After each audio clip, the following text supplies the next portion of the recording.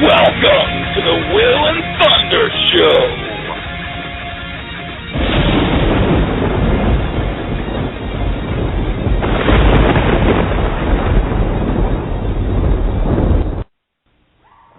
We'll be right back. The Will and Thunder Show. Be right back with Story Man, guys. Awesome. Woo! Right.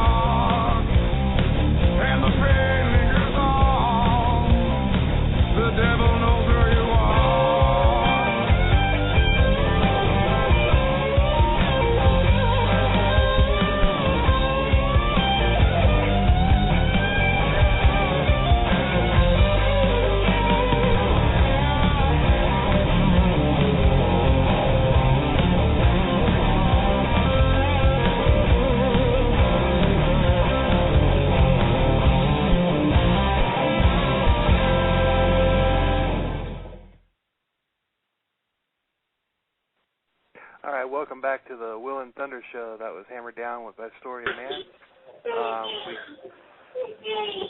We got the manager with us. We got somebody else that's called in too. Who's this? 865 area code. This is Steve, guitarist for the Story of Man. What's going on, Steven? How you making it, buddy? What's going on, guys? What up? So now we've got the.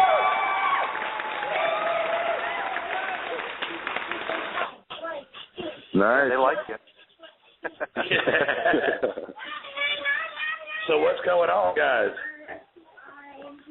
Man, we just got out of the studio with our new drummer. We since we had already had everything recorded, we just erased the old drum tracks and stuck our new drummer in there. And that improved us. Yeah, the third drummer. But he improved our sound literally 1,000-fold. I mean, we're really impressed, and we love him to death, and we think that he's taken us to the next level without a doubt. Where we need to be. More with your style and your sound. Yeah, exactly. Hey, what you guys have a unique style and sound right there. I mean, you guys got this kind of rocky, bluesy kind of I mean, especially that song right there has kind of got that little bit of a like Louisiana voodoo sound to it, you know? Man, I think we got it all. We got an original sound. We got great guitar licks, original vocals. I mean, the washboard. I mean, nobody in the rock and roll industry has ever broke out a washboard. So it's like, exactly, man. The looks, man. The closest thing that I would say would be Jesse Dupree playing the chainsaw with Jackal back in the day. Yeah, that's right. Yeah, the washboard don't run out of gas, though. That's right. And you know how much a pain in the ass a chainsaw is to start? Good Lord, that the weed eater will piss a man off more than a woman in a heartbeat.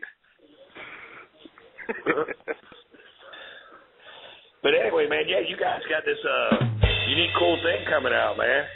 And it's really unique sound, man. You got that blues influence in there. Guitar playing, I just love the style, the sound of it. It's kind of, you know, the flow of it. And the vocals, I mean, you got kind of that old school little growl thing to your voice, man. Yeah, man, I've been in go ahead. No, go ahead, man. I was just going to say, man, I've been in so many different bands. I've been in blues bands, rock and roll bands. I do a bunch of cover tunes on the acoustic. So and every time I've ever tried to do a cover tune, I've always tried to match the vocals perfectly. And like some of my favorite bands are like Pearl Jam and Alice in Chains.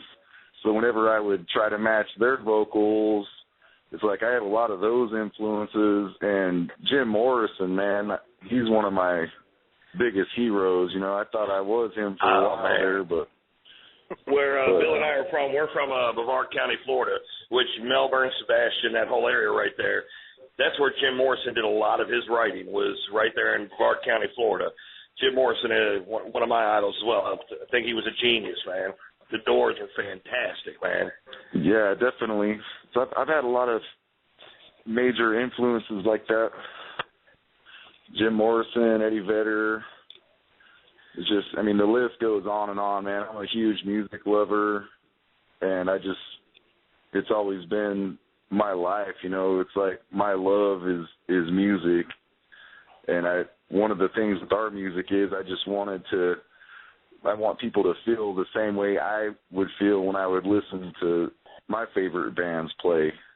And I actually think with this band we've been pulling that off, you know, but also I didn't want to be like somebody else.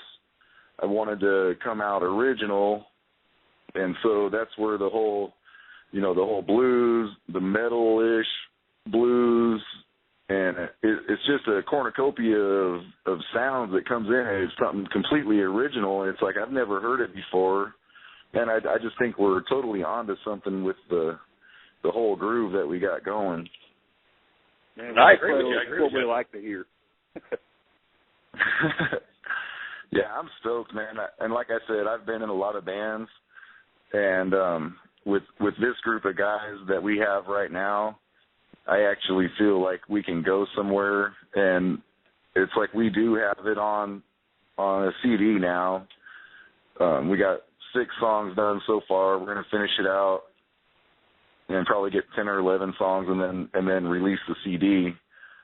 But it's like, if nothing else, say we don't get signed, we don't make it, whatever, it doesn't matter to me, because it's like, man, if nothing else, it's something I can show my kids and my grandkids later down the line, you know, that, right, well, yeah, hey, it's as long as it's about the music and it's a true love, I mean, yeah, making it big, that's a dream everybody has, that, you know, ever picked up a guitar or a microphone, you know, and those are the perks and everything.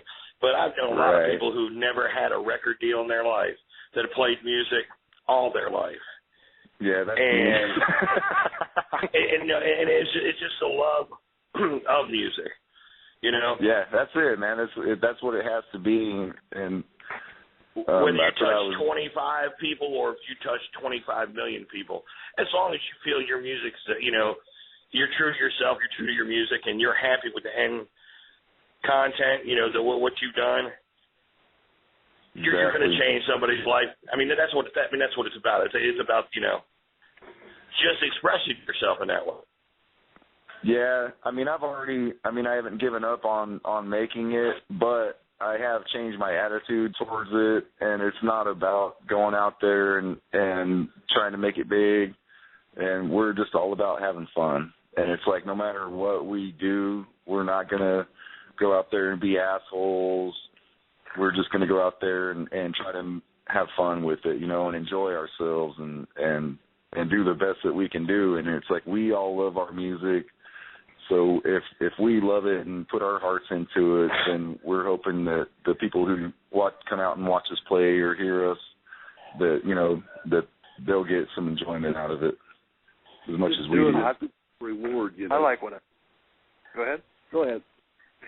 I was thinking I like what doing it as its own reward, and we're just glad to have put this band together, because I know personally, if we don't play, man, I get stressed out, terrible tension. It's like the perfect therapy, and I want other people to have that same release I do when we play.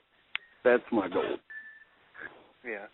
I like what the one song that I've heard. I haven't heard anything else yet. I'll hear the other two when we break later. But you were talking about getting signed and everything. This show is not necessarily going to help you get signed or whatever, but the Facebook event page that I made for the that I make for the shows. These shows stay there for indefinitely, and you can use them. You can use the interview and everything if you need it, if somebody wants to hear it or whatever. So you always have that. So what you do is you just find the William Telltale page on Facebook, and then the top thing that's on there right now is the show. So and like it from your band. It's gonna be archived forever. Yeah. And I still can't find your Facebook page. That was my whole point in bringing all that up. I still can't find it. Man, see if you can go to Reverb Nation and link it from there, because it should all be linked together. But we're just Story of Man on Facebook too. So I found a Story of Man, but it wasn't you guys. Yeah, I don't know, man. We've had issues with that from the beginning. I don't know. I do not know what's up with it. Like, I'm not a computer guru. Like, I couldn't tell you. Try looking up Story of Man band, maybe. I know on YouTube sometimes there's so many different things about Story of Man or the Story of Man. I know. So, I mean, you might have to, yeah. If you go on YouTube, you can hit Story of Man Hammer Down, and it'll pop up. And it'll pop right up, which is a great video, by the way. You guys did a good job. It's good that you guys actually hired a professional to come in there and do your first video and do it the right way. Yeah. Because the professionalism shows on that. And that's something that helps push you guys forward as well. That was Jonathan King Productions down here in Jackson, local guy. And he treats us good. That's all music, too. Yeah, he records our songs for us, and he treats us fair, and he gave us a good deal on the video, hooked us up. But he's a good friend now, and we've got to know him the past few years, and he likes us, and we like him. So, it's one of those things we're going to stick with him as long as we can, because we like keeping it, it keeps it real, and it keeps it local, too, so. Well, Steve, I know you pretty well, man. You and me became buddies, man, when we were working together. And, Johnny, what's your last name, by the way? Johnny Williams, but, you can call me whatever. I mean, I've been called everything Johnny from Dread. Johnny Rockstar, Johnny Dread. Well, Johnny Dread fits, man. You people who check out this video, you'll know exactly who he is, man. But, yeah, you definitely have a distinct look as well, which is very Rockstar, man. Yeah, thanks, man. Yeah, I got the first Dreadhawk I've ever seen. I heard a rumor the other day that not only are you a great singer and great washboard player, but I heard that you're a pretty decent tattoo artist as well. Man, I dabbled in it, and I'm a pretty good artist and stuff. Did tats for probably that was just something I heard from guy who kind of knows you, man, from around here in Jackson. So, yeah, Little Bird told me that you dabble a little bit in the ink world. Yeah. He's being modest. Yeah, man, I did. I had my own shop when I lived in California and moved to Shreveport, Louisiana for a year and ran a shop down there, and then came to Jackson and kind of, just did a few here and there, and I'll still break out the machines and tattoo my friends here and there, but I'm not doing it for a living or anything anymore. You used to live in California. What part of California you live in? NorCal, man. Well, if you were listening earlier, did you hear that rumor coming out of California? Now there's one of the state representatives or what have you that's talking about splitting California into 6 different states.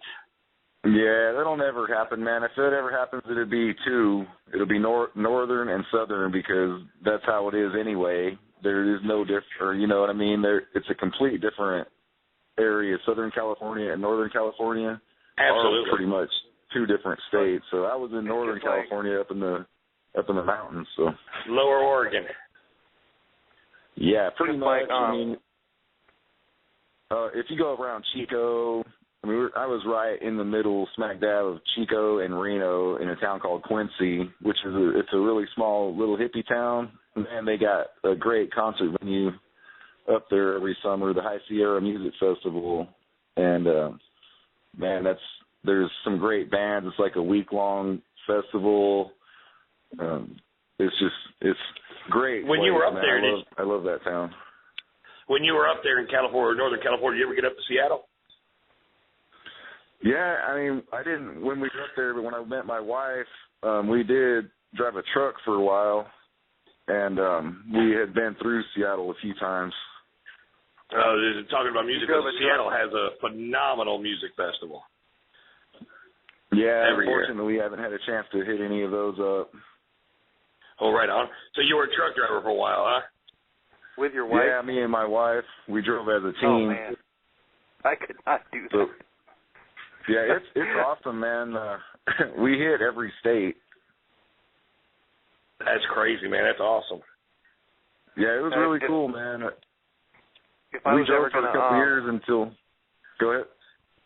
If I was ever gonna try and drive a truck tandem with my wife, I think the police would find the truck on the side of the road, flipped over, with both of us dead. We don't travel well. Well, guess what, guys? There's an idea for your next song.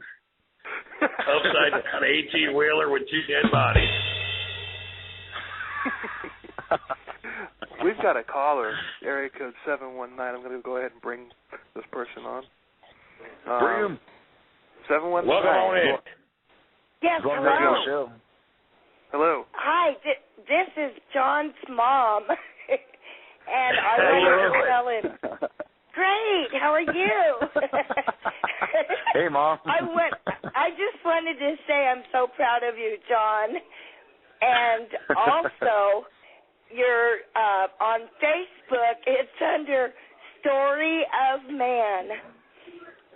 And they're 3 words separate. Okay. Separate. Well, thank you very much. I'm so glad to hear you proud, Mom. Thank you. Thanks for letting me talk. Oh, no problem. Tell us some stories about John. And there's so many. Tell us about the time I pooped in the Kmart. Well, I'm just kidding. Where your diaper leaked? No, don't tell him that one, Mom. I was just kidding. Gee, I don't think I can think of a story that I could tell.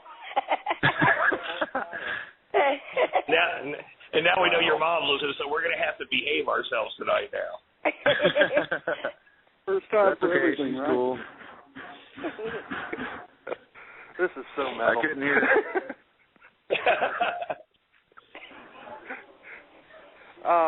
I still couldn't find it's not coming. The Story of Man Facebook page is not coming up for me. Well, We'll find you, man. Bill, are you putting the in front of it? No. Okay, just put story, space of space man and see. Okay. We'll find it. I don't know why they make it so hard. Shouldn't like 20 pages pop up that have anything to do with the story of man? The only thing that's popping up for me is my the show page. That's the only thing that's popping up. Huh. Yeah, I don't get it, man. Somebody playing drums back there? Man, my kid, he's 3. He's gonna be 4 this month or in March. And, man, I tell you, payback is a bitch for whatever I did to my mom. Welcome. Your mom bought the drum set?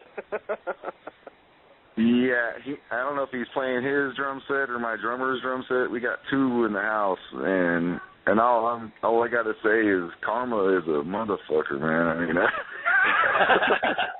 well, you know what? At least you know you got a musician on your hands, you know?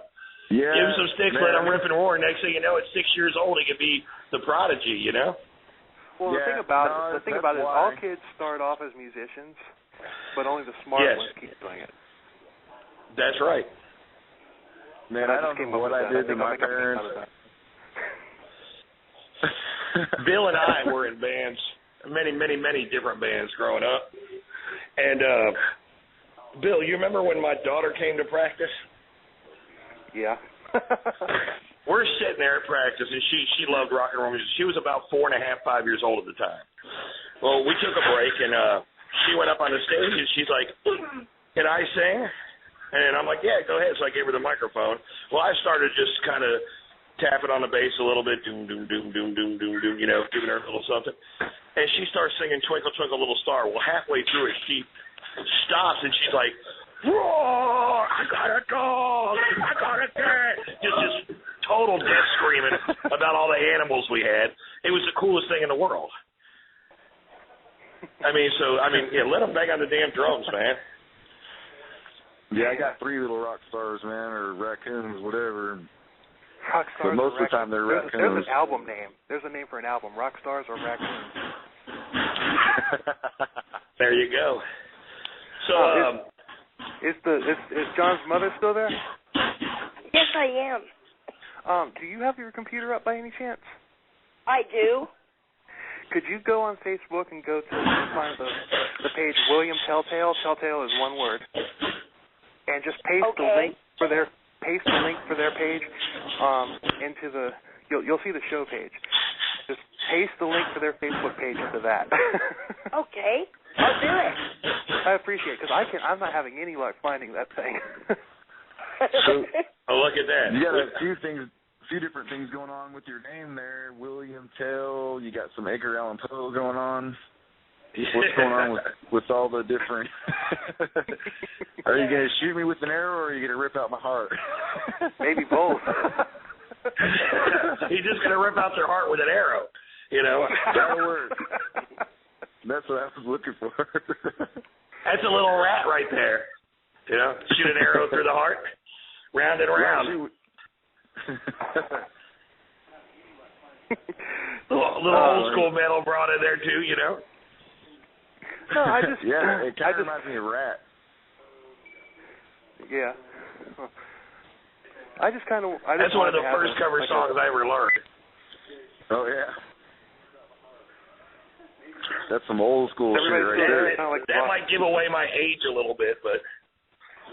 Oh, you old fart. You're only a year behind me, Cupcake. No, I'm like 3 weeks behind you. All right, for 3 weeks, you're a year behind me. Find it yet? No. So, Steven, man, you're all quiet back there. What you doing? Man, I'm just hanging on for the ride over here, man.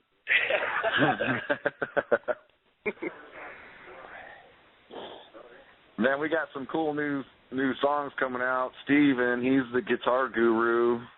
Man, he is amazing, like, with the blues riffs and stuff. So we're going to have a really cool blues song coming out that's straight kick-your-ass blues.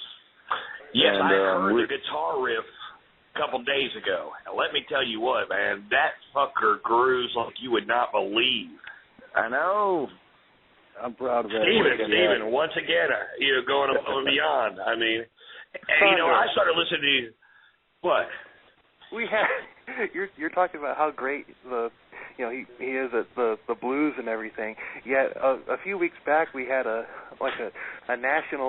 internationally known guitar god on the show who happened to have a blues album out, and you're like, man, I can't fucking stand the blues. No, that's not, no. I said certain blues is exactly what I said. It's the repetitive garbage that you hear when you go to a blues bar and you hear the bass player playing that same run up and down the neck while the guitar player is... Steven has blues influences, but he's got a lot of Eric Clapton in him too, so don't call me out when look, yes, there's a lot of blues I do not like, but he's got a lot of blues influences that are rock and roll that have, and his flows, he doesn't sit on one level like most blues songs do.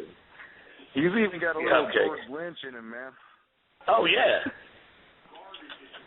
And I've complimented him on that before, man, but I'm a huge Dokken fan from way back, and George Lynch has always been one of my favorite guitarists.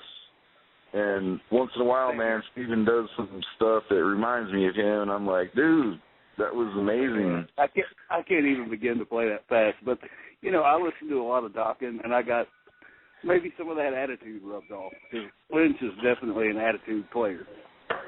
Oh, yeah. Well, see, that's the thing, and you don't have to. And you don't have to play fast. That's the thing, man. You don't have to be, a thrash band to make it in music. As a guitar player, you don't have to be Yngwie Malmsteen. I mean, you take Yngwie Malmsteen and you take some of the guitar greats that, I mean,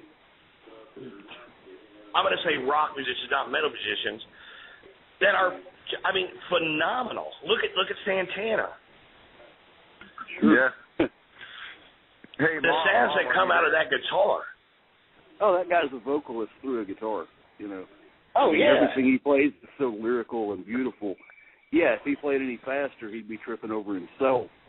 But he doesn't need... And it'd be muddled. Yeah.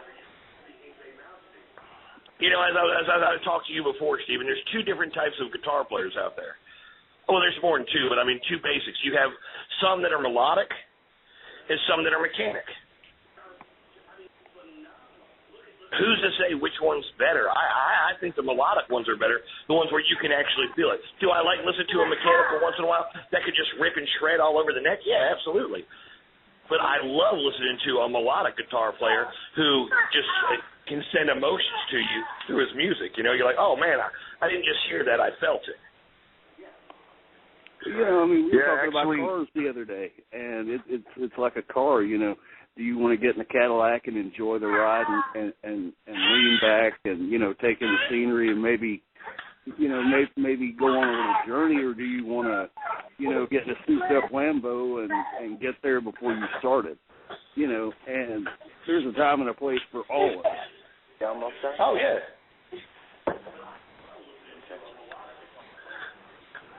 Well, I want my Harley.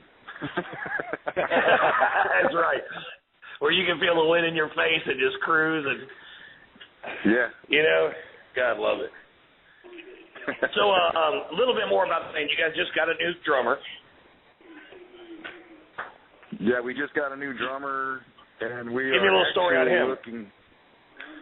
Man, he's a drummer from this band called Serenades with Hand Grenades, and they were another local band out of this area.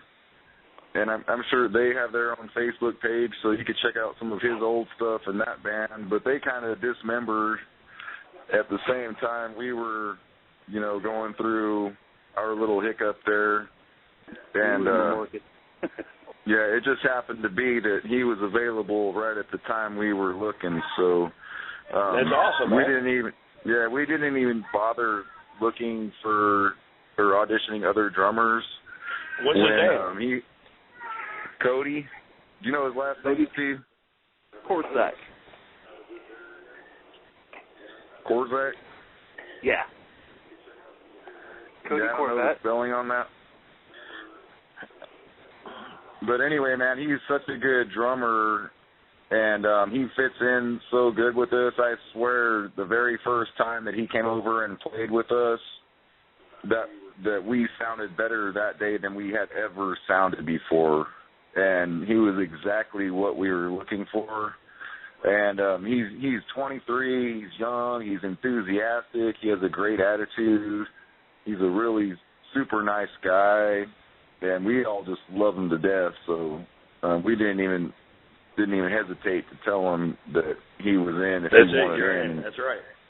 Yeah, and you fit the mold right there. Yeah, that's awesome, man. He loves us as much as we love him. Like we played 3 shows with him, with Serenades and Hand Grenades, and also with Trash the Brand, who's another local band out of Jackson. And now they're Saving Abel. Anyway, we had got to know them through those shows, and we all liked each other and everything, so it worked out really good for us getting to snatch him up. And your bass player, that's Steven, that's your cousin, correct? Yeah. He had never even really touched the bass, and I couldn't find a good bass player. I knew his musical taste, and got him in there and started showing him a few things, and man, I'll tell you what, he's took off with it. Over the last few years, he's become a better bass player than I could. And that sounds familiar. That's almost exactly what happened with Thunder there. That's it, man.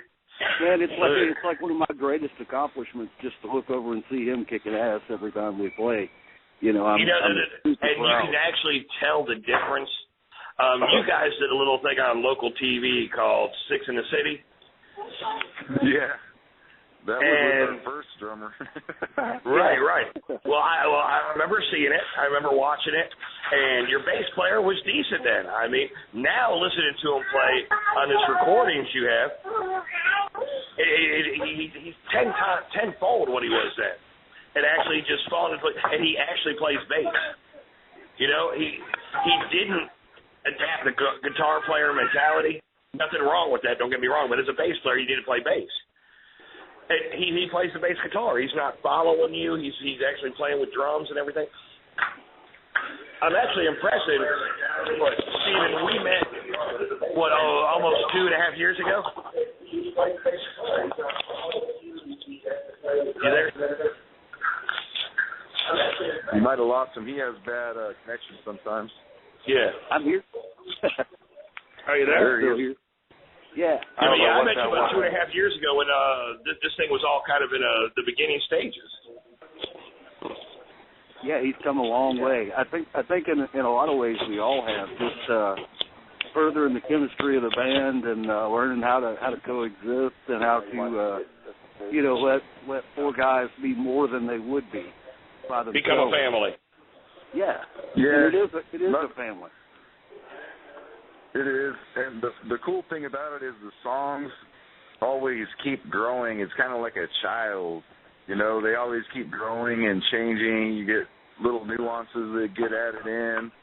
And then even, we had played a couple years before I brought the Washboard in, and I just brought that in because I had it sitting around from an old blues band I was in California, and I just thought it'd be fun to bring it into a practice, and then that sort of developed into a new thing, and everybody really liked it. And then it's like, not only was it new and cool and everybody liked it, but it's like now it's formed into an image, and it's like, man, when I get up there rocking that Washboard out, it's like I can beat the hell out of that thing and enjoy myself. It's like your calling card, man. You're right.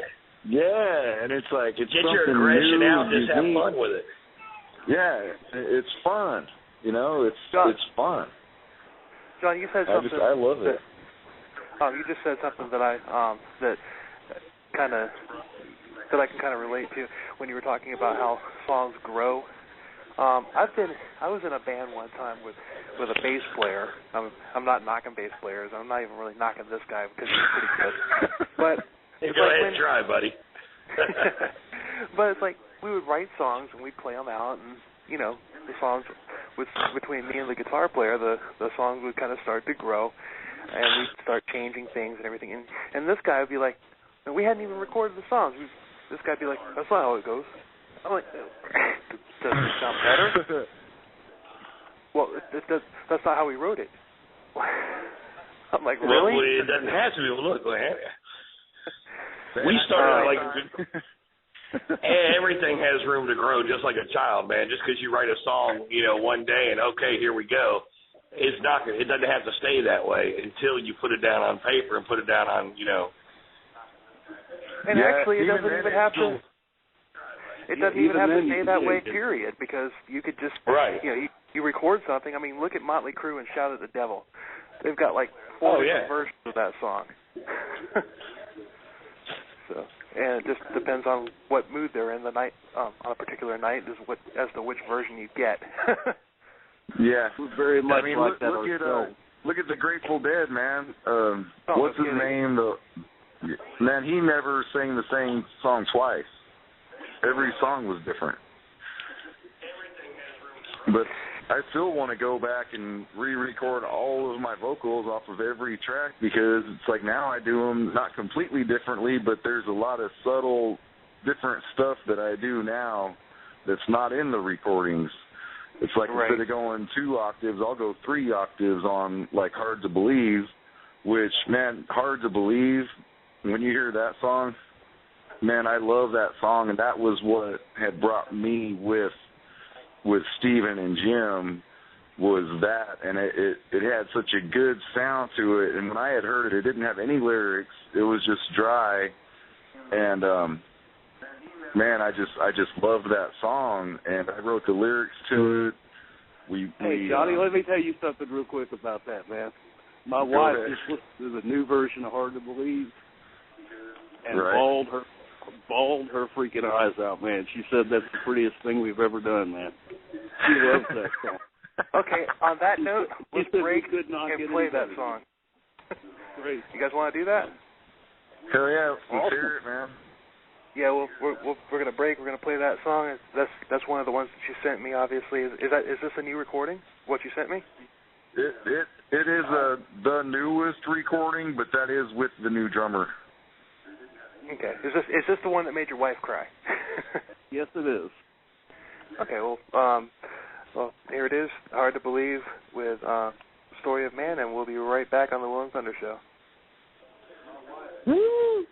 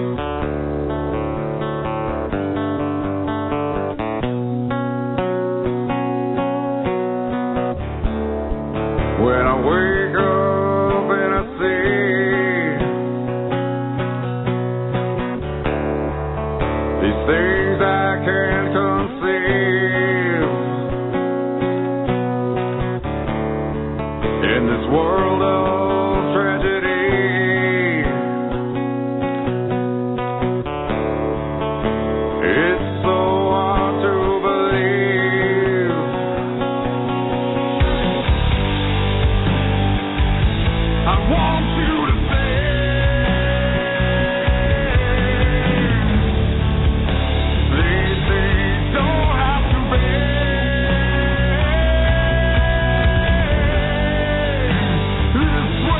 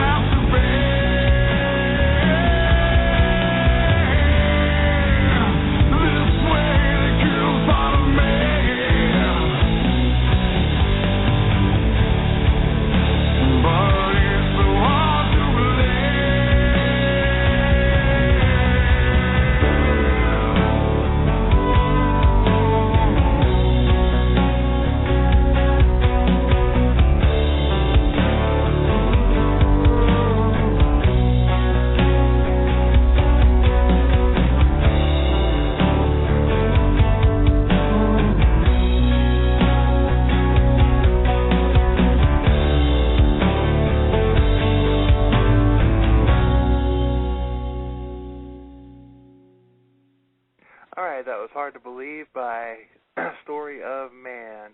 Yeah, and I like that. That was awesome. It was, man. that had a kind of a Creed feel to it, you know? That's what I was thinking, too. Yeah, definitely. That was kind of one of the things that drew me to them. I love that sound, and I've always respected Creed as a band. And they weren't obviously one of my top bands, but Scott Stapp, like his vocal range is right in with mine, so I could go do Creed karaoke all day long and sound exactly like them. Right. But, I'll tell you what, Steve, man. Steve hit that Mark Tremonti kind of feel in that big time. That was awesome, man. Yeah, there's some great leads. That's our most radio-friendly song right there. Like if we were to go to put one song on the radio, that would probably be it right there. Right, absolutely. But although our other songs, like Bleeding Hate, is a great song, it's like 7 minutes. Right. So you got to throw those factors in, you know, when you're pitching a song to the radio. So you couldn't. Yeah, just as far as those go. But I love that song. You couldn't condense it down? The 7-minute one? No, you really couldn't. No, there just ain't. I mean, you could, but you would cut half the song out, you know? I one time wrote a song that was, it turned into a rap rock song, and the reason being is because I had a whole lot to say. And somebody asked me, well, why did you do a rap rock song? I said, this rap rock song is 6 minutes long. If I had sung everything, the song would be 20 minutes long. Yeah. It was written about my ex-wife. So. Look at Inagata DeVita, you know. Oh, yeah. I mean, there's a lot of songs out there that are, 12 minutes long. I mean, not a lot, but I mean, some good ones out there. Hell yeah. I mean, at least it doesn't have like a 30-minute long organ solo in the middle of it, but we can always add that later. Exactly. Story Man is playing a show tonight. It's going to be 45 minutes long. They're playing one song. Intermission will be during the piano solo. There's bands out there that do that. I mean, I was looking at something online. It was like the longest single song out there. I can't remember the name. Like Inagata DeVita is short compared to some of these other songs. Oh, yeah. There's the longest song is like a 4-hour song.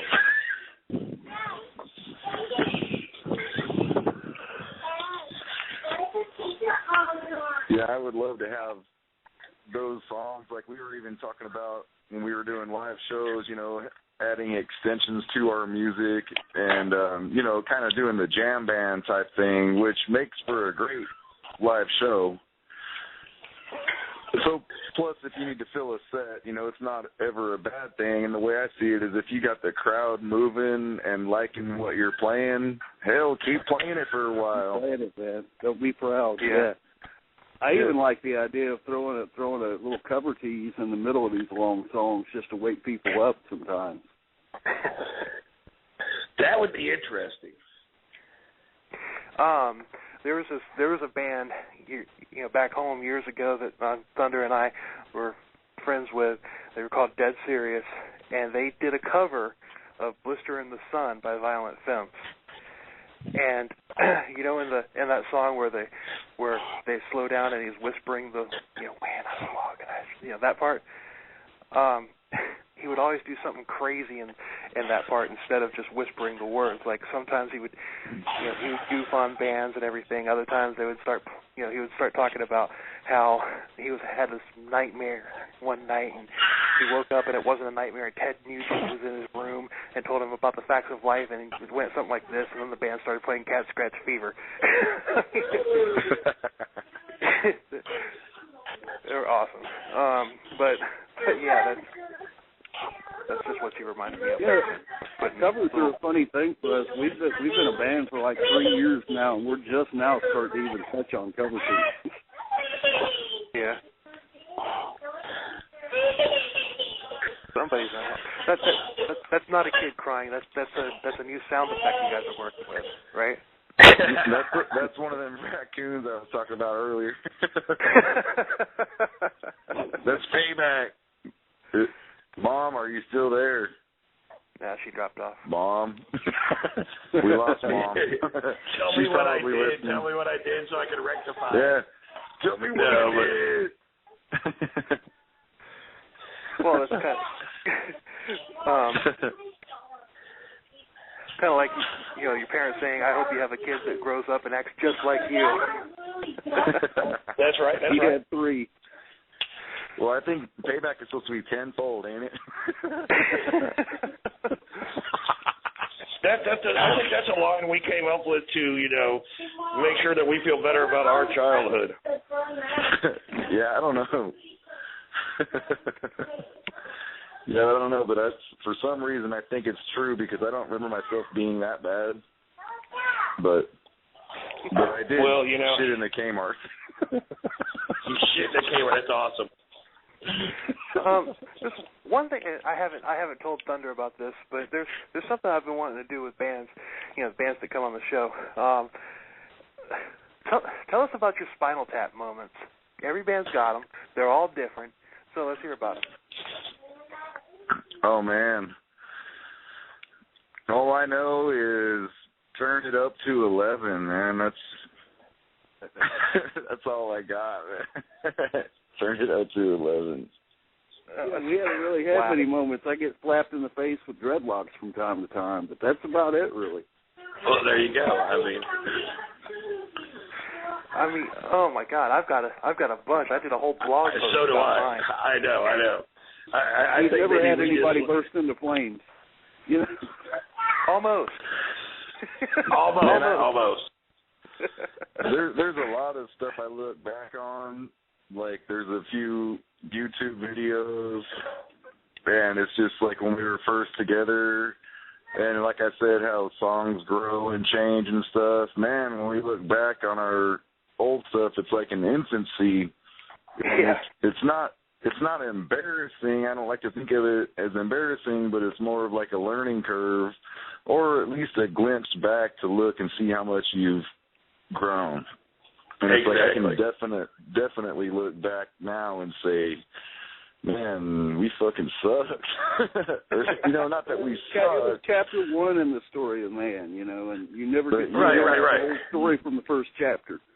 It was Well, you know, the story of man starts out in Darwin's theory as an ape. So that's what maybe you guys are working your way up that way, you know. You're Homo erectus now. Yeah, I think, well, we had a sloth. And I wasn't calling you erect gay guys, but... Did he just give us gay points, man? What was that? I said, yeah, I bet homos make him erect. Yeah, that's what I call about you, fucking dick. Oh, my goodness. I hope your mom's not listening right now because I'm about to verbally whoop his ass.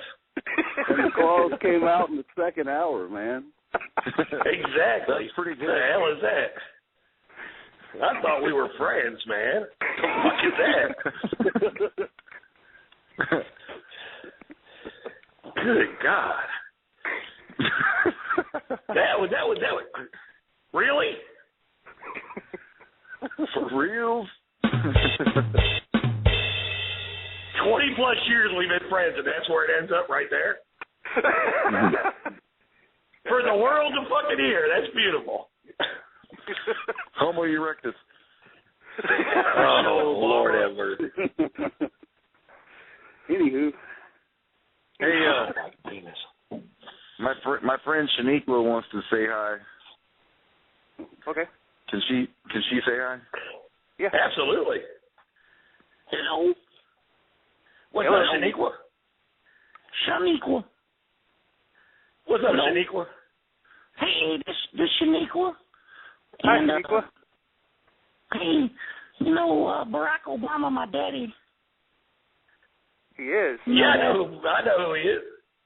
Yeah, he ain't gonna let that California thing go. They're not gonna take that into no 5 states. Why not? The phone, Shaniqua, give me that phone. I had to take the phone back. I don't know.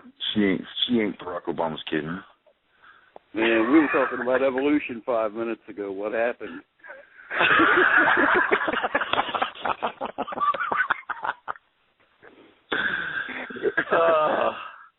Man, there's Darwinism for you right there. Something just died. Reversed. That's the name for an album right there, man. Darwinism in reverse. Oh. That is. That's your next album right there, Story of Man, Darwinism in Reverse. That's perfect. Ooh. That's a good idea. Perfect. It actually kind of cruised right there a little bit. Yeah. Hey, you could be like reverse evolution. That's right. With the name Story of Man, we can be talking about anything from philosophy to, fake vomit. It's all exactly. So, that's right.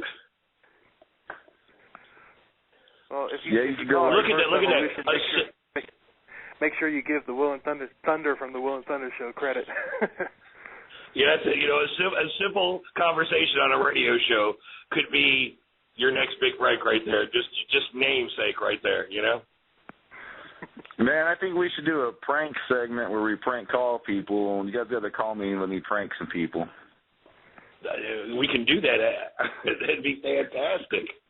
That would be fun because I know this Chinese girl, and she works at this Chinese restaurant, and she's always calling these people and saying, I got your Chinese food. You got the cream of some young guy, right? Hello? If you're going to do a prank segment, you're going to have to do something better than cream of some young guy. Hello? Because that's... One time, two. That's just... My God. I can't believe I shaved my head for this. So we've actually been talking about doing that at some point. I haven't figured out exactly how I would go about doing it just yet. Well, the one thing is the time frame. We're going to have to call like California area businesses just because of the time frame that we're on the air. But it would be fun. And with the possibilities now with the internet and the yellow pages, we could find lots of businesses. Hello. And the beauty of this is the number that would come up would either be a 213 area code or a 646 area code. They think we're from New York. Hello. You ordered the miso honey soup. Hello. That would be funny, like a dumb hick calling a Los Angeles escort service. You want the one time? I heard something like that on the radio one time where it was this guy calling for his dad, who was like maybe 80 years old, and the old guy had Tourette's, and so like, oh, hi Walter, how are you doing? You fucking bitch. Speaking of pranks, did you guys hear about the prank they pulled in Atlanta, the radio show? No. This went worldwide. It happened this week. They started this rumor on their radio show that Justin Bieber was going to move into a neighborhood in Atlanta somewhere. Well, then they proceeded to create characters of themselves from this, quote, neighborhood that doesn't exist. And it was the head of the neighborhood association actually went on their show and was talking to, we really don't want him to move in here, with his recent problem with the law and everything, that we hope if someone of his stature with the money he has could find another neighborhood that more suited his lifestyle. Well, CNN, BBC America, and a bunch of these big news companies got in touch with this guy. His name was Walter White or something is the name that he came up with for this homeowners association president. Walter It was on like 7 different national news agencies around the world about this Justin Bieber not coming into our neighborhood, and the neighborhood didn't even exist. Wow. It was all a hoax. I'm like, that's beautiful.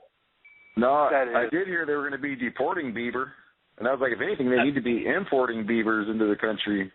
That's right.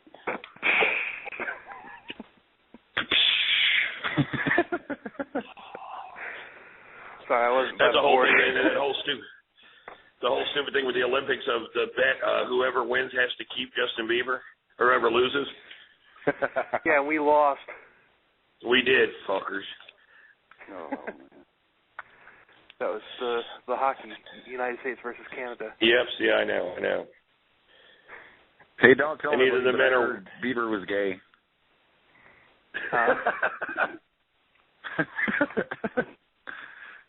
He's a homo erectus.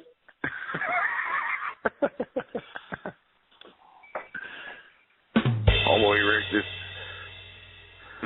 Anyway. Full circle. Exactly. Well, all right, now back to the music. You guys have 6 songs recorded already. You guys are going to either, bring us to 10, 11, 12 songs or what have you. About what time frame do you think you guys are going to have something ready for purchase?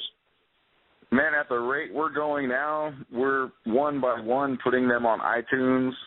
Now, Hammer Down is available on iTunes right now, but that is with the old drummer, so we're going to have to reboot that one. We're going to take down the old one, put up the new one.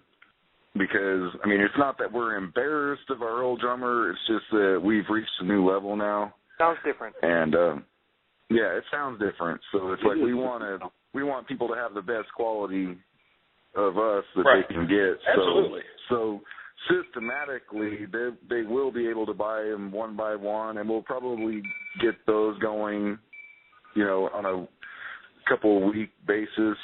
So in a couple of weeks, we'll have another one on iTunes, a couple more weeks, another one. And then eventually, at least for now, at least they'll be able to buy 2 or 3. And then pretty soon, then we'll have the whole album, or somebody, if they wanted the whole album, they could buy it. What about playing out? You guys have any I understand you guys are in the studio right now, and that takes precedence, getting everything right before you go, share it with the public. But do you have any gigs or anything that you guys are considering right now? Or? Man, we do have a gig lined up for May 10th, and I think that is going to be at the Tap in Jackson. And it's a great little rock club, man. Yeah, we're considering a gig in Memphis. I'm not sure where it's at, but that'll be March 9th, and it may be the Stage Stop, and I'm not positive on that, but it's a benefit concert.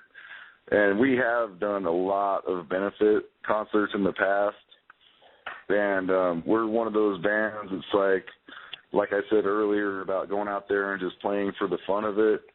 It's like we're not one of the bands who we have to have a certain amount of money or we're not going to play. It's like, man, we'll go out there and play for a good cause anytime if we can all do it. Or if, that's a way to get established anyway. And it gives back, playing benefits, There's a lot of people out there, and if you can give a little something, not everybody has money, but you have time and you have music that you can offer that. That's as productive, Yeah. So you guys are playing at the Tap, and what date is that? It's May 10th. It's not 100% secured yet, but right on. I'm just waiting to hear back. But they were just waiting for a call back, and that's with the band 714, and they're out of Memphis.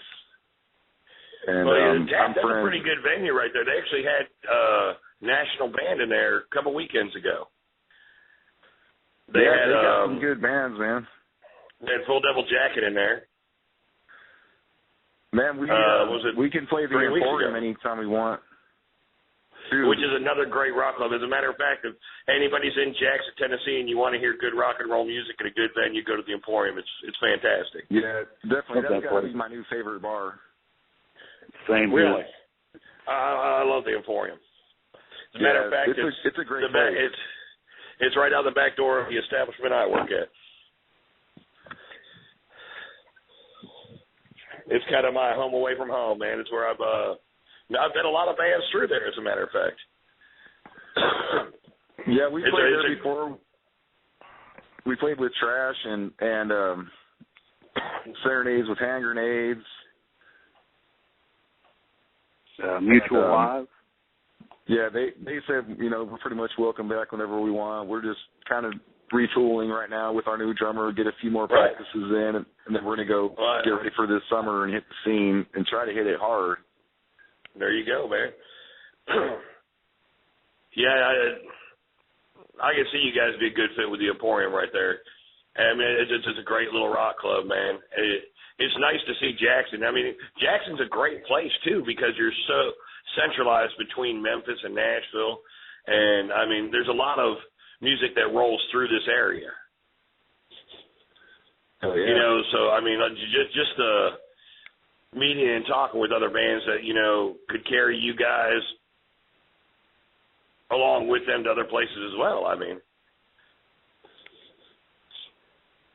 Yeah, if it's possible, I know, some of us have jobs and some of us are Mr. Moms and, we all got our own thing going. So, we just try to collaborate the best that we can and try to get our practices in. And it's kind of one of those, it's not quite the fourth quarter yet, but it's like, can they make it back from falling behind game? And it's like, I don't know, but it's like the years go by quick, man, especially now that I got kids. It's like, man, you don't just realize how fast time goes until you got kids, and then it's like, oh, absolutely, boom, boom, and like the only thing I could say is that the older you get, the faster time goes. When you're young, time drags, but when you start getting old and then when you have kids, yeah, it's like, man, it goes quick. So it's like, I'm not like trying to waste time. I want to go out there and have fun. And I mean, like I said, that's what it's about. It's about getting out there and just having a good time, having fun, playing our music that we love. I mean, every time that we play, especially with our new drummer, man, I'm falling deeper in love with my music, which is something that I love, is because, man, I have loved bands that, they have given me inspiration, like Pearl Jam, It's like, man, you don't know how many times I've listened to those songs, and, they've taken me places, and it's like an escape, So it's like, I just want to share that. Exactly. And it's like more and more. Speaking of Pearl Jam, with us being from the Jackson, Memphis area, you remember the story about the Memphis 3? The Memphis what? The Memphis 3, the big murder trial that went on with the 3 guys that were supposedly Satanists that killed the 3 kids and everything, and they've been released from jail since. Nah, man, I'm a California boy, man. I don't know nothing about that. Oh, yeah, so you weren't here. Steven, you remember that. Yeah, I remember those guys. Yeah. Well, Eddie Vedder was one of their biggest proponents for getting them released. Yeah. Metallica was pretty big on getting those guys busted out of jail, too. Yeah. Eddie Vedder had a big benefit concert for them. And he went before the judge and everything. I mean, he was serious about this. I just watched a big biography about, the whole situation and everything. But it's just kind of a tie to Eddie Vedder to our area right here. Now, were these guys innocent or something? Well, they were convicted and put in jail. Mm-hmm. But then they went back through the case, and DNA evidence wasn't matching, and this and that wasn't, there's still no proof either way. They had to plead guilty to some lesser crime, but were released like time served. Okay. Damn you, public defender. It's such a strange case. It's so hard to explain. I mean, you'd have to actually watch the documentary to get all the information out of it. And it's still kind of confusing. You what? I was saying, and that's why I wrote this song called Bleeding Right. Hate. Anyway. But I was just kidding. That took us way off kilter there, and I did not mean to do that. I was just trying to tie Eddie better to our area and us and all that kind of stuff. But anyway. Good job. So did you grow up in California? No, actually, I'm a Colorado boy, man. All right. But so you started Colorado to California to Louisiana to Tennessee. Yeah, I guess you could say I'm a gypsy of sorts. I've been all over the fucking place, man. And you got to throw Texas in the mix. Say what? How'd you wind up coming to the South? Man, family. Oh, okay. My dad lived in Texas. My mom lived in Colorado. And so I was always back and forth, seeing one or the other. And later on, like, I moved to the Rocky Mountains, way up high in Gunnison, like around Crested Butte, Colorado. They had the Winter X Games up there a few times.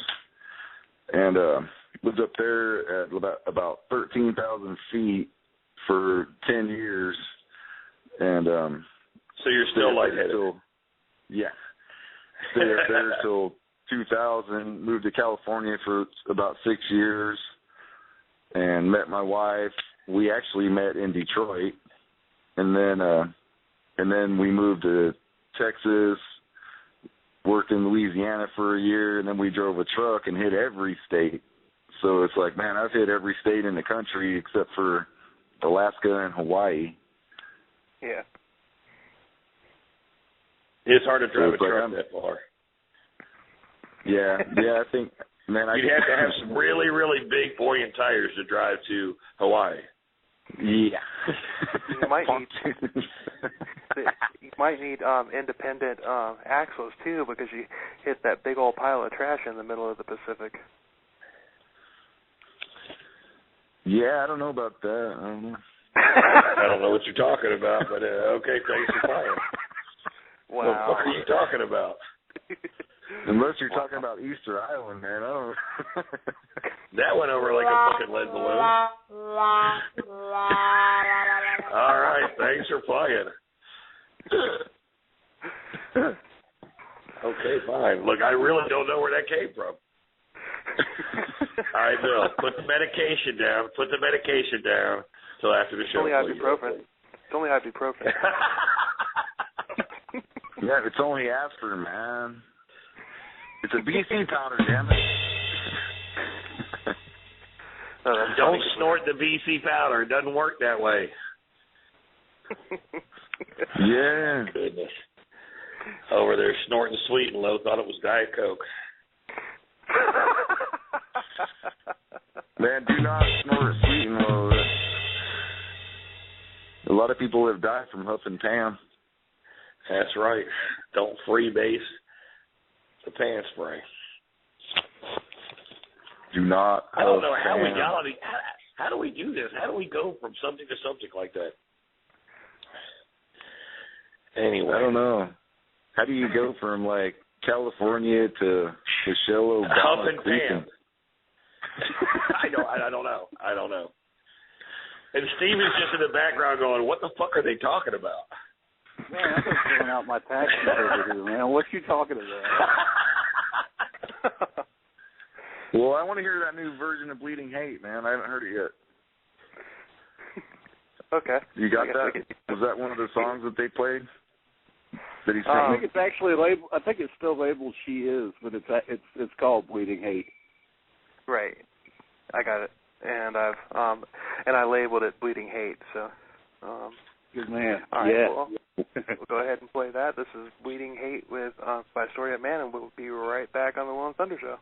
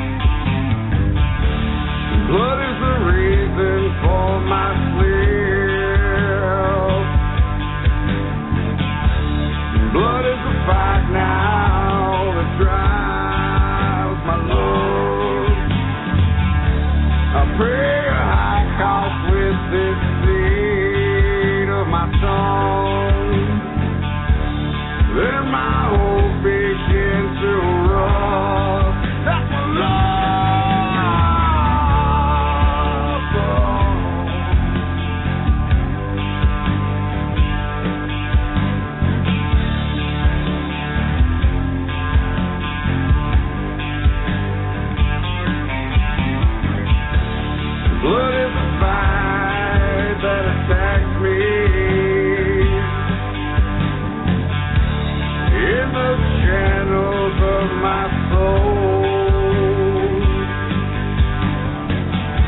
And when it flows out bleeding hatred from me, I can feel it running cold. It's so cold. The pain is beating me.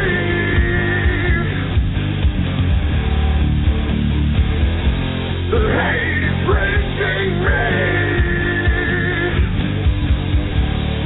And I hate the way you're treating me.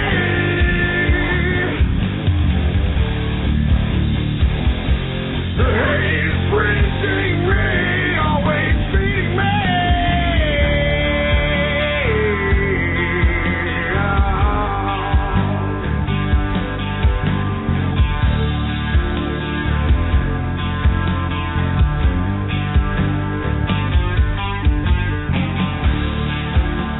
Bleeding out my brain,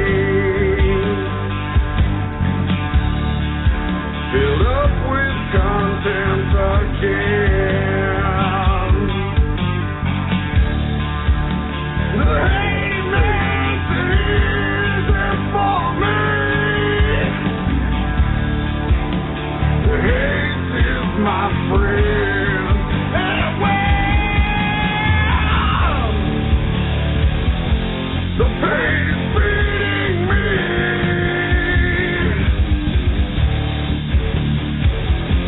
the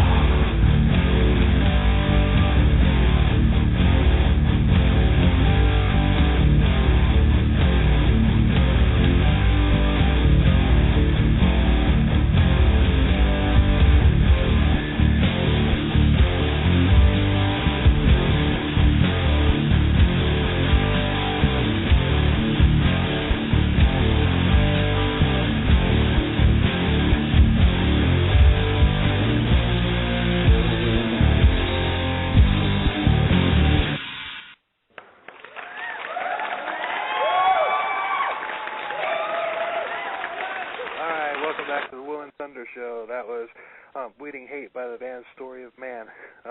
That's a long song. Yeah, it is. That's a song I'd love to hear live. I bet it just makes you want to pound about 6 beers in a 7-minute song.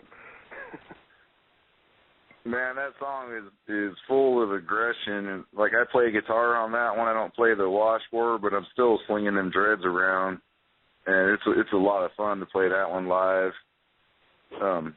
Who's doing the backup vocals in that? I did the backup vocals and the front vocals,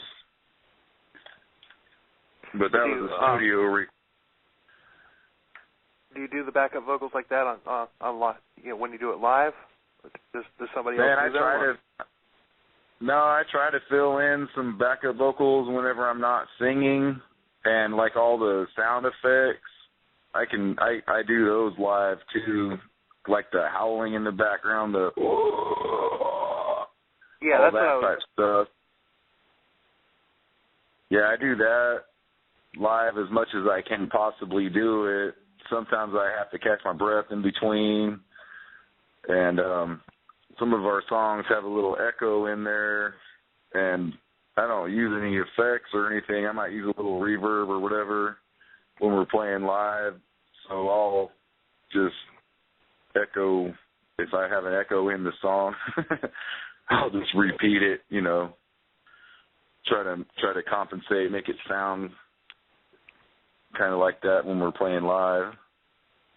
Now, is that one of your more aggressive songs, or do you guys get heavier than that? That's probably our most aggressive song at this point. Hammer Down is pretty heavy, but it's got more of a blues riff to it. Right.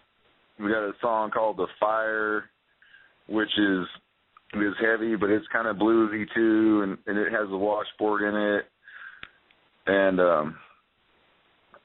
we got a couple more songs. Which one? Never Fall? Yeah, Never Fall. I don't know. Does he have that one? No, I don't. I've played everything I had. Oh, okay. Yeah. Do we still have Thunder? Well, Thunder. I'm here. Can you hear me? Yeah. Okay. Look, I hear Thunder. Dude, I had it on mute for a second, and I've been sitting here saying, hey, hello, hello, hello, and no one's listening to me. I thought I was just being ignored like usual. But anyway. Will, real quick, William. Sure. If you could pick one band that last song sounded like, which band would it be? I was just thinking that they would probably go over really well with King Shifter. They would go over, but I mean, that band sounded like a national band, huge band. That song, so much to me, one of my favorite bands of all times, with the vocals and the guitar riffs, which, Steven, God bless America, son, that was awesome, man. Thank you. Look, I'll tell you right now, if I heard that song on the radio, I wouldn't, not because I don't know you guys, but if I didn't know who it was, I'd have thought it was this huge national band. Who? Alice in Chains. Whoa. I'll take that any day, man. Man, that song. Look, man, as I was listening to it, I'm like, oh, wait a minute here. And I'm talking old school Lane Staley. The way you dubbed your vocals there with your vocals and a little bit of the overdubs on the harmonies or whatever, so much sounded like Alice in Chains. I didn't like hear that. Old school Alice in Chains. Thanks, man. We'll take that any day. I love getting those compliments. We've heard that a lot. We've heard Creed a lot, Pearl Jam. I'm telling you right now, you said the last song we listened to was your most radio-friendly song.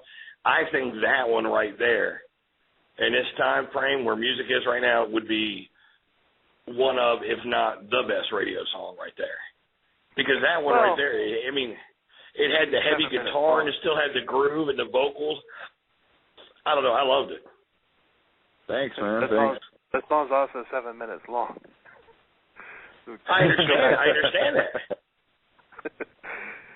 In the God well, you know what? Go, baby. Yeah.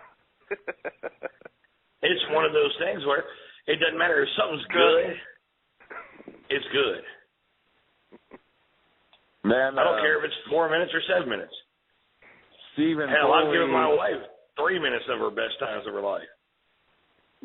Yeah, Stephen Foley said when we played with them, he said that was his favorite, and he wanted a copy of it immediately. So, and it's awesome, man. I mean, it very much had such a heavy feel. I mean, but still, I don't know. I really like that, man. And that one was a little away from the blues sound. Right? It was more crunchy, and I don't know. I love the guitar sound you had on there, Steve. I mean,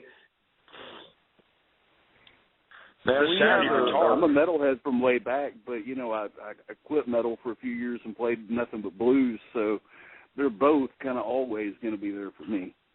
Just depends on my mood. You have a nice mix of both of them, don't get me wrong. That one was just a little heavier on that end of on the rock scale right there. I really felt the Alice in Chains vibes on that one right there, which is like, man. And I can see a video of that. The longer we go, the heavier it seems we play, so there should be more of that coming. Man, that's I can really see a video done of you guys doing that song and everything that you film in like a sepia kind of thing. Man, I've got an idea for that video where it would be like a 7-minute slasher flick. I mean, look, man. Do me a favor. That would work. Steven, get with me and get me contacts with the guy that does your videos. Yeah. That's what I took in college, was filming video. I know special effects and shit like that. We could come up with some crazy shit for that video. Man, we need a green screen for that one. Yeah, we would. We need a green screen for that one. I was thinking like the theme for that one would be like a superhero flying around and like he rescues somebody falling from a building. Then he takes them up to a mountaintop, right, after he saves them. And then he hacks them to pieces. How awesome is that? Serial killer superhero. Yeah, exactly. And then like he goes saves. There's another album title for you guys. What's that? I'm gonna have to write. How you have reverse Darwinism and superhero serial killer? If you guys don't make 2 albums, I'm gonna steal those fucking names right there. That's great band names. Tonight on stage we have reverse Darwinism and superhero serial killers. It sounds like 2 fucking goth bands or something. Those 2 band names sound like they would have been featured on our show last week. I know. Superhero serial killers. That's nice. Yeah, that'd be great, man. The superhero, he goes, rescues this woman getting run over by a train. He saves her, takes her to a nice, fertile mountain valley, and then he hacks her to pieces. Wow. And has sex with her dead body. I mean, why stop there? Why stop there? You know, why stop there? Like a movie. Oh, my goodness. Yeah, I love it. You got to love the mind of a musician. You got to love the mind of a musician right there. That's where it goes. I don't know why tonight I cannot say musician without trying to say magician. Because we are magic. It's magic. Yeah. It's magic music. Here's the movie. Here's the trailer for that. Coming to theaters in this July 4th. Superhero serial killer. Pray he doesn't come to your rescue.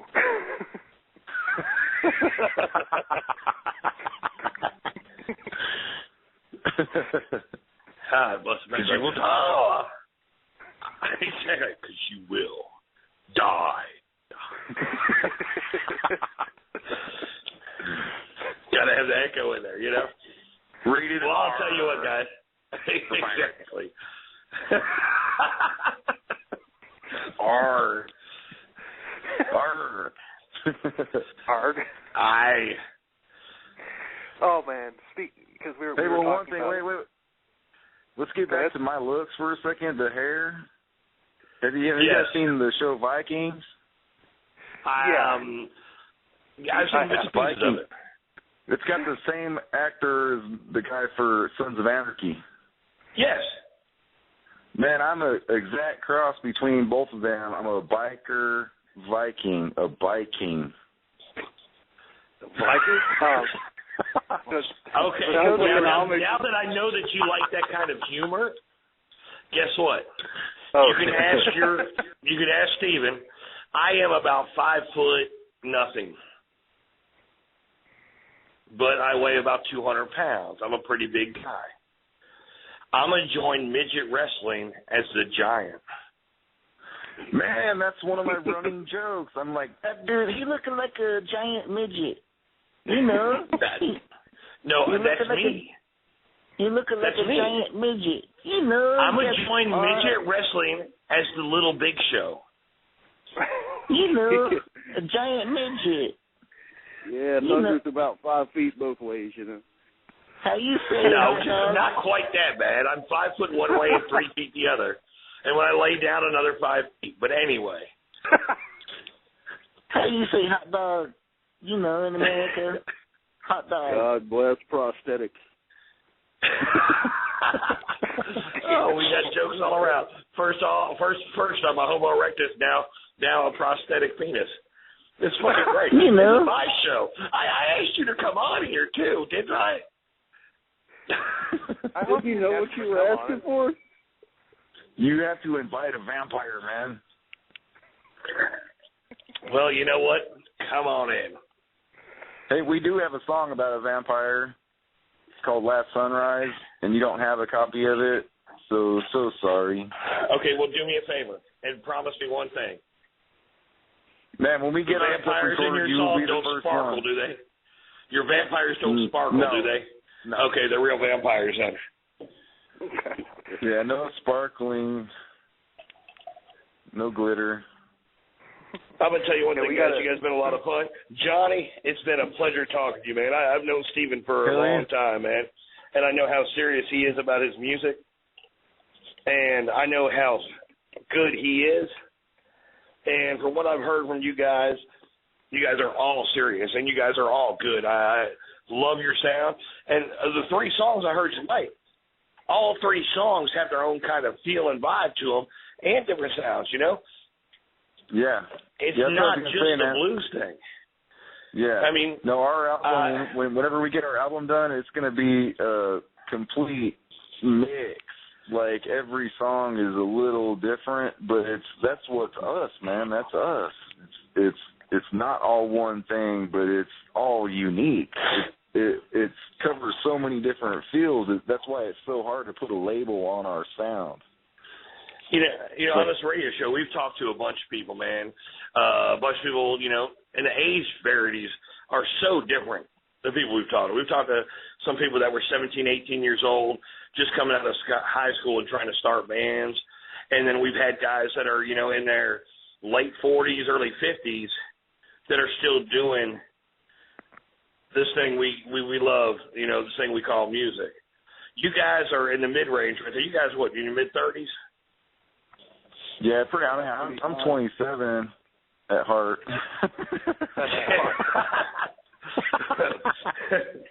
I'm 25. Well, the point what I want to say is, you know, you guys are, you know, I'd say late 20s, early 30s, even creeping up on 40, you guys still have a vision. And you guys are still serious in putting out music. You guys haven't hung it up and put on the flowered shirts and playing Jimmy Buffett tunes just to be able to play on the weekends. You guys are playing what you want to play, doing what you want to do. And you're not in your 20s anymore. You're not kids anymore. It's not the whole, I want to be a rock star thing. It's, I'm a musician, and this is what I do. It's what I love. Yeah, that's it, man. And that's what it boils down to, and that's what I've said from the beginning, man. It's just for the fun of it, and if something happens, it happens. If it don't, at least we can say we had fun. Well, on top of that, you know, it's about this right here. I'm an artist, and this is what I do. This is what I do, you know. And I wish, I'm an artist too. I'm a bass player. I just know where my parameters are at this point in my life that I don't have the time to put into it with the having to keep up with the finances I have. But what I do is once a week get to talk to musicians like you and keep in music. And prosthetic penis. Yes.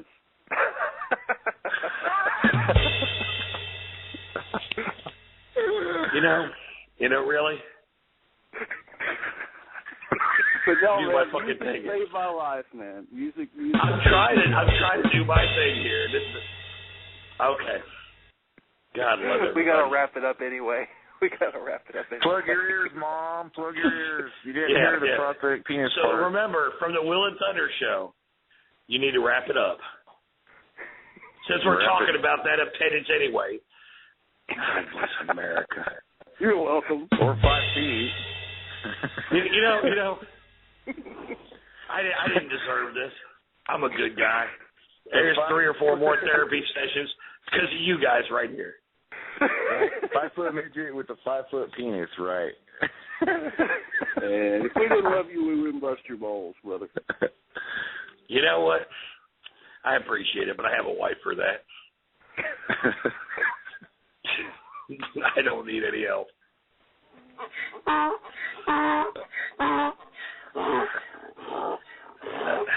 That's my life in a nutshell. That's your life or your wife? It all fits the same. It all fits the same right there. Anyway, you guys were friends. I did too. I really did. I love all you guys, but I guess I'm feeling it's not mutual. So here I go once again. Well, welcome to another beautiful night of the Will and Thunder show. I'm going to go inside and bury myself in a bowl of mashed potatoes and gravy and maybe ice cream or something. I guess that's what you do when you're upset. No, that's what you do when you're pregnant. Hey, I might be that. When we get our few more songs done, you guys have us back on, and we'll have more rockin', less talking.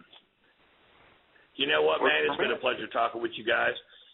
Johnny, man, I have seen you on the videos. I've heard a lot about you through our mutual friend right there. It's been a pleasure talking with you tonight, man. I love your guys' musical view what you guys have going here. I love the direction you guys are going. And I see nothing but big things going for you guys, man. Really. Thanks, man. Yeah, tell everybody you can. Reverb Nation /Story of Man, and then check out our video that we got on YouTube, Story of Man, Hammer Down. And then if they can find us on Facebook, if we ever figure out the Facebook mystery, I mean, I don't know. We've got it. You know, looking. Your mom got it. We'll get it all figured out. Oh, well, there, we got it on our page, so it's already up there. Just check out Story of Man. Right. These are great guys. I'm telling you one thing, man. It couldn't be any better, man. You guys have the right attitude and everything, and you guys taking care of business. I can't wait you guys play out again. When you guys are playing, just let me know, man. Steven, man. We'll be in touch. Let me know what's going on, brother. No, I will, brother. And by the way, Steven. Hey. You there? Yeah, man. I gave you a good reference the other day. You did. Thank you, brother. I got the job. No problem, man. Dude, as soon as I got off the phone with you talking about the show, I got a phone call like 2 minutes afterward. You're there. Cool. You're there at Westgate. Yeah, I got to go to bed in the morning for that, man. So. Well, they called me and asked, like, do you know this guy? I'm like, yeah. Like, is he a good guy? I'm like, best I know, man. He's just I feel bad about giving you so much shit tonight, man. But I'm going to tell you one thing. I'll tell you what, you guys are going to have a lot of songs to write about what you're going to see about where you're going to work. Oh, yeah, no doubt. All right, yeah, don't I want to stop try and get talking like that. there. Where are you going to work? Where are you going to work? Westgate Institution. Yes, what? Western State. Oh. It's a crazy hospital. Oh. Okay. Yeah, and look, I'm telling you, Bill, I will say I'm going to go by tomorrow and take a picture. I'll send it to you via email. This is the scariest looking place that you've ever seen. It is straight out of the Gothic handbook, man. Straight up, like horror movie shit that you've ever seen. Well, maybe that could be these tall, gothic, like church-looking brick buildings. Well, maybe that could be the lair of the superhero serial killer. It's exactly where it would be. It's where he would take them, right there. Through the broken windows in the back door on the right side where you pass by when you're heading to Bolivar. Cool. Ooh. Now we have a movie in the making. Now we have a movie in the making. Speaking of movies, we're gonna wrap it out with our little tribute to Harold Ramis again, and a little Ghostbusters theme and his. Little You guys remember Harold Ramis? Oh yeah. Egon. God rest you. So, he's gonna come back and haunt us all. Y'all have we love you, Ramis. Thanks, guys. Once again, we'll talk to you guys later. I'll tell you guys. It was fun, man. Later, man. Go take care of them raccoons.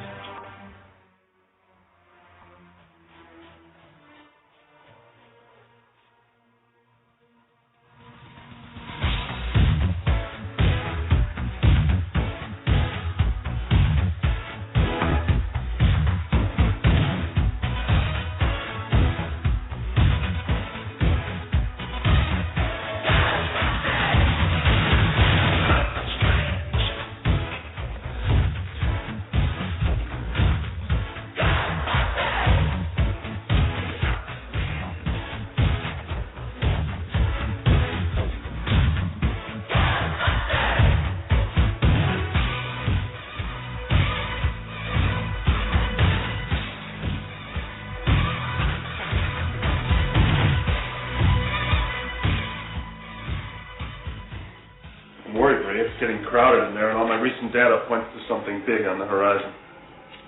What do you mean, the big? Well, let's say this Twinkie represents the normal amount of psychokinetic energy in the New York area. According to this morning's sample, it would be a Twinkie 35 feet long, weighing approximately 600 pounds. That's a big Twinkie.